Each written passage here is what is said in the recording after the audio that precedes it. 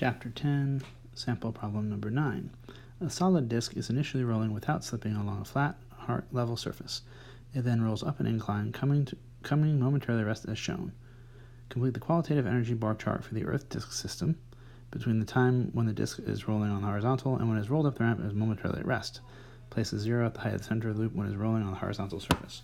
So our very first thing is to remember or to show or to note that there is, of course, no spring energy. That's just kind of goofy. There's no spring in the problem. But also, there's no gravitational energy at the start because they said the 0 point is at the height of the center of the loop at the start. All right. What we need to do is compare the kinetic energy translationally to the kinetic energy rotationally. The way I'm going to do that is I'm going to go over here and say, well, the kinetic energy rotationally is 1/2 I omega square. For a solid disk, I is 1/2 mr square. And for any round object that's rolling, omega is v over r for anything going around a circle. So we can do this, and then we can simplify and say that becomes 1/2 of the r's will cancel, and we'll have 1/2 mv square.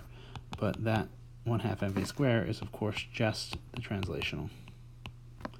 So the rotational energy is 1/2 the translational energy. So something like that.